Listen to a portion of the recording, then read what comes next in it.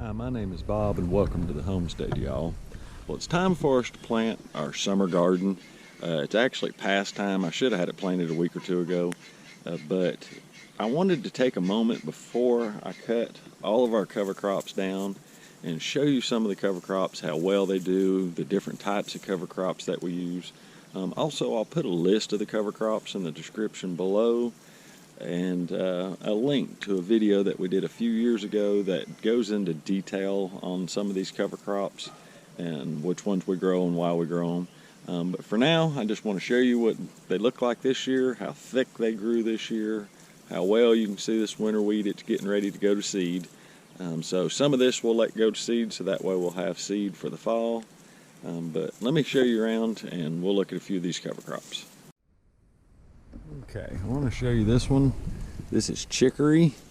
It's about 7 feet tall, maybe 7.5 feet tall. I love chicory. It's a great cover crop.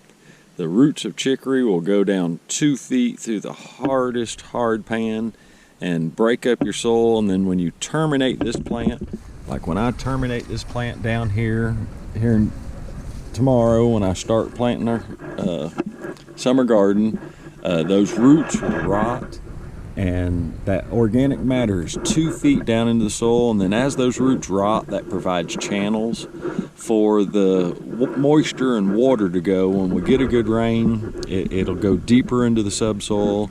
It'll hold and retain more moisture. So if you want to grow a cover crop, chicory is an excellent cover crop to grow. Of course, my favorite cover crop, and I don't have any in here because they've all rotted, is daikon radish, and we planted them last fall, and then they've already rotted for the spring and released their nitrogen. They work like a nitrogen battery. They store nitrogen all winter long, and then they release it in the spring just in time for your garden. Okay, here's another one. This is wheat. Wheat is a great plant to grow in your garden. They're easy to collect the seeds off from year to year. You can see the seed pods on here. These will be drying up here in a few weeks, and I'll just take a pair of scissors and I'll come in here and grab a handful of them like that, cut them off, put them in a paper bag, and then I'll separate the wheat berries from the wheat. I'll go ahead and save that, and then this fall we'll put the wheat. But it's a great grass to plant in. Of course, farmers have used winter wheat for years. It stays green all winter long, and then in the spring puts off these nice wheat berries, so that way it's easy to plant this fall. Okay, here's another one of my favorites, and this one's just a great one. This is purple vetch. These are great for the pollinators. Now, we let about 25% to 30% of our garden rest every year, and then we leave these cover crops and let them go to seed, and that's where we get our seed for the next fall. Plus, it gives that soil time to rest for the summer for this year. But you can see the purple vetch, the pollinators love it. It's just great for all the insects. And the roots on the purple vetch, they're similar to the roots of the Triticale. They'll just go into the soil. Now, purple vetch is a legume, so it pulls nitrogen out of the air and deposits nitrogen into your soil. So it's great cover crop to use in your garden. It's another one of my favorites. If I only had to choose 3 or 4 cover crops, purple vetch would be in it, Triticale would be in it, chicory would be in it, and definitely red clover, which we're going to look at some clovers here in just a minute, and daikon radishes. So those are my top 5 that I really like. But you can see how thick this is. You know, this plant, it's 6 feet off the ground easy, and it's just amazing how thick it gets. Okay, this is red clover. You can see all the blooms on it. Of course, the pollinators love it, the bees love it, everything loves red clover. Now, red clover is going to put the most nitrogen per acre into your soil of any of the legumes. Red clover is my favorite. If I had to choose just one clover, it would definitely be red clover. We grow 6 different types of clover. but red clover is the dominant, and you can see how thick this clover is. It's just super thick. And there's one spot back here on the back side that the clover's about 4.5, 5 feet tall. It's just big old leaves, and we'll go look at it here in just a second. But that is red clover, and that is an excellent cover crop to grow all winter long, since it'll put nitrogen back into your soil all winter. And then when you terminate these in the spring, it releases the nitrogen back into your soil. Okay, this is white clover. It doesn't get as big as the red clover, but it still puts plenty of nitrogen into your soil. You can see these are some of the seed heads right here. Now, clover has a real tiny seed, but this is the seed head. Once the bloom is pollinated and dies, right here's one. I think I can get it off there. Yep. Then I'll just go around and I'll just pick these seed heads, and then I'll separate the seed out, and we'll plant them in the fall.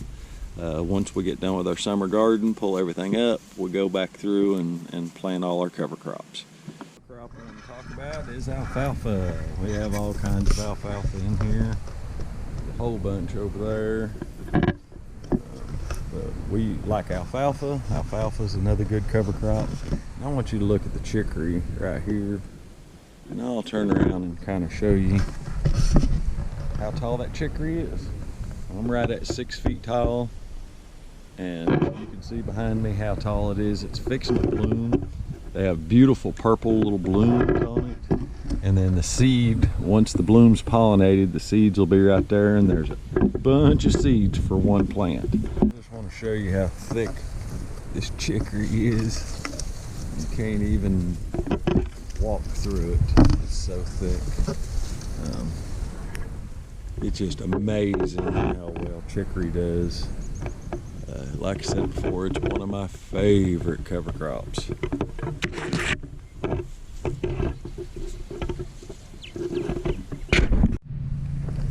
Okay, I wanted to show you one last thing. This is where I've cut our cover crops down.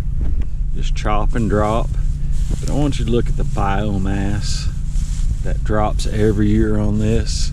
And then let's look at the soil underneath. Look at that. It's just, you can just dig down in with your fingers.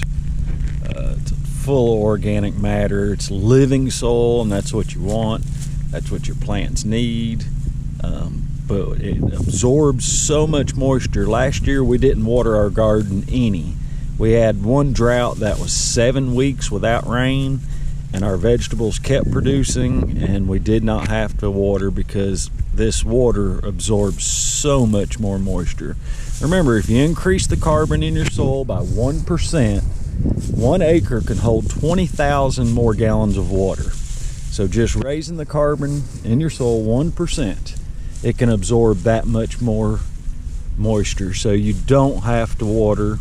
And like I said, it's living soil. Look at just all the organic matter, you know, and just wherever we want to dig, it's just dark black soil. So growing cover crops just makes sense. It works great for us. And growing no-till, it's just amazing the difference it has made in our gardening.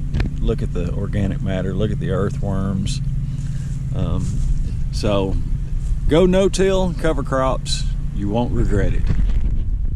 All right, that's our quick little tour of cover crops. If you have any questions about cover crops or no-till garden, please leave them in the comments below. And as always, thanks for watching.